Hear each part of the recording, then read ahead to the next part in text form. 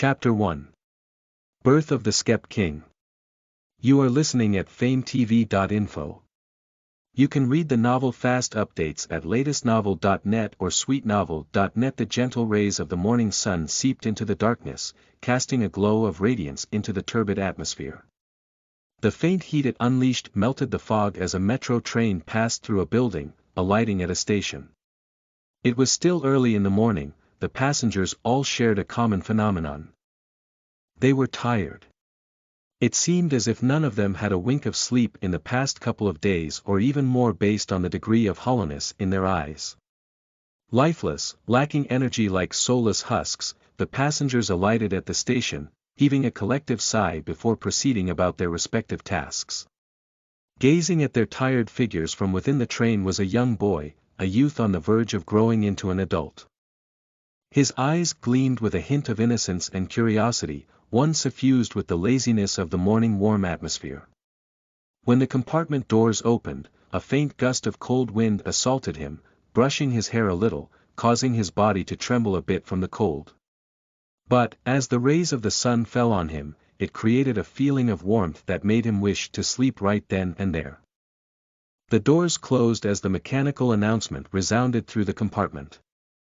The train began to move once again as Jyorda rested his face on his hand, peeking through the window as he gazed at the buildings that spanned past. There was one thing common in everything. Cracks. Cracks that ranged from hairline width to massive ones spanning at least 3 to 4 centimeters in width coursed through every building.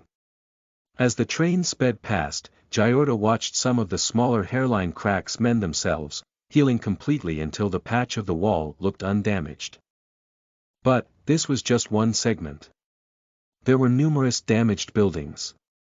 Moreover, as the train continued to travel past, droplets of water fell on the window.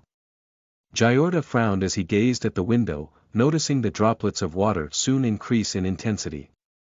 Soon, there was a heavy downpour, causing the window panels to become foggy, preventing him from seeing outside clearly. Using the sleeve of his shirt, Jyorda wiped the window, able to see outside once again. But, it got covered by the fog soon after. Sighing, he gave up after a couple of tries, closing his eyes as he sat in silence. At present, he neither had any energy nor the mind to think about other matters, only enjoying the momentary peace. For he knew, this was probably the last time he would be idle. War and chaos had already knocked on their doorbell twice. And, the residents had reciprocated in kind to the summons. Sector 12 Baker Street. The mechanical voice announced as the train halted. Jyorda Bone got up, slumped the bag on his shoulder, and alighted. He stared forward, gazing at the guard posted at the checkout of the station. Jyorda and the guard made eye contact, but nothing was exchanged between them.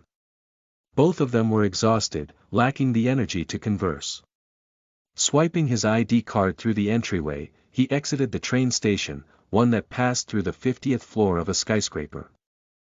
Boarding the public lift, he reached the ground floor, exiting the building as he noticed the dense stream of downpour on the street. The expression of everyone in the place was solemn as they gazed at the water. After all, it had never rained at Marble City. Jyorda left the protection of the building, heading into the open as the rain fell on him. He wasn't /T drenched though, for a transparent membrane protected him and his luggage from the rain. Jyorda gazed upwards, frowning as his heart shuddered. For, in the sky was a massive crack, a gaping hole, one that didn't /T heal despite it being a week since the incident. The crack was in the barrier protecting their city, one that was transparent but had the same strength as the magenta walls protecting their city from ground attacks. And now, it had been blasted open, unable to be repaired. Rain fell through the hole, landing on the city for the first time since it had been built. Jyorda focused along the edges of the crack in the sky, noticing sparks of magenta flashing around in futility, unable to heal the damage. He then looked into the crack, failing to sense anything. But upon seeing the struggles of the magenta light along the edges of the crack, he knew that a mysterious power was hindering it, placing Marble City in a state of panic. That was why no one had obtained a wink of sleep in the past week. They were always ready to face any trouble that came their way. The entire city was on edge due to the events that had transpired a week ago, right on the day when he concluded his graduation ceremony. Moreover, it happened right as they had killed the Tier 3 river whale, their final Tier 3 opponent. Right as Madame Mary had congratulated them, a skep crashed into their city/S barrier. And this had happened right atop their military academy, allowing them to see everything from up close. The skep, a being that had escaped the evolution mode relying on parasites and had ventured in a new direction, one that was stronger than all Tier 5 beings in strength and was close to attaining Tier 6, was now in a ragged state. And, unlike the other skeps, it seemed to have lost half of its power for some reason, based on what Jyorda had felt. But, everything was revealed right after that as his destined foe arrived, causing the entire Marble City to tremble. The ground rumbled as the landmass screamed at the presence the other party exuded. It was a being known by many names. Mother Parasite, the first Parasite, Rackus Ancestor Parasite.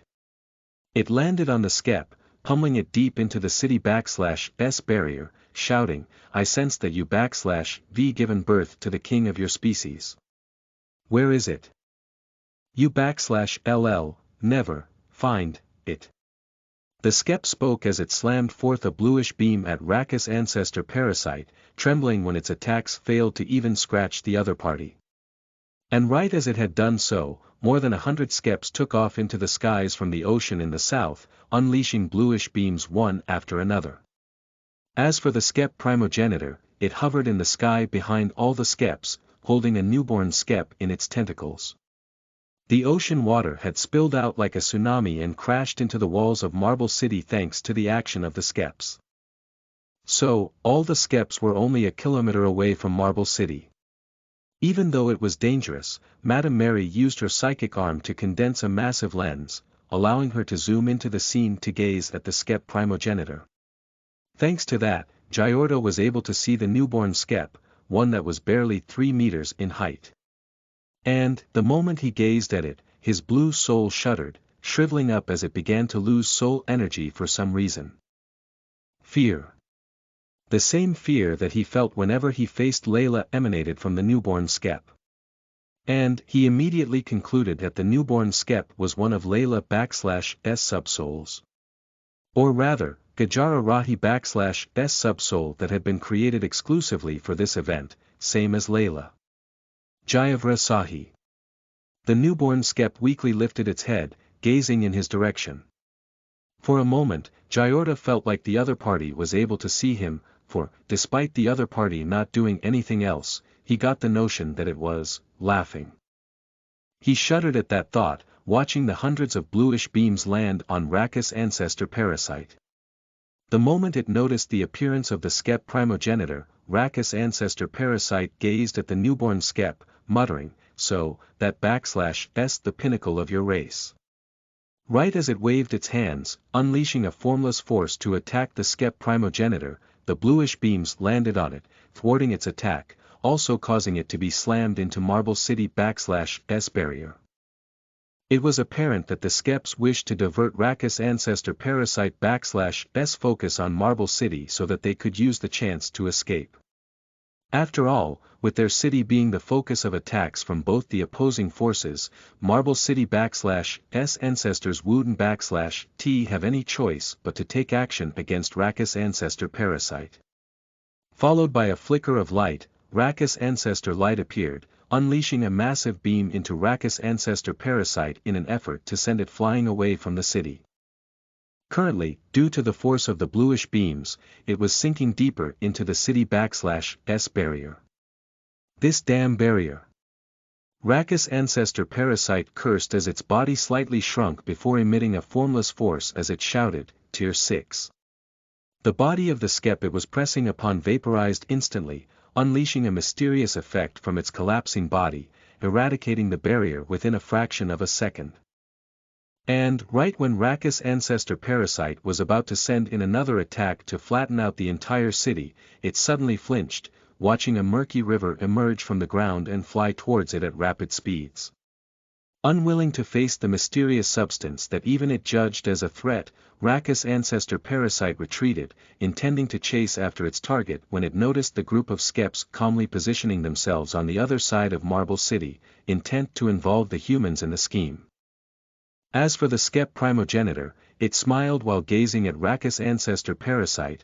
Just as you have dominance over the parasite path, the skep king would have the same in the evolutionary path. In the future, if you ever try to embark on this path, you /LL fall under our control. You can read the novel online free at latestnovel.net or sweetnovel.net. Listen to the full novel at famvetv.info, direct link in the description.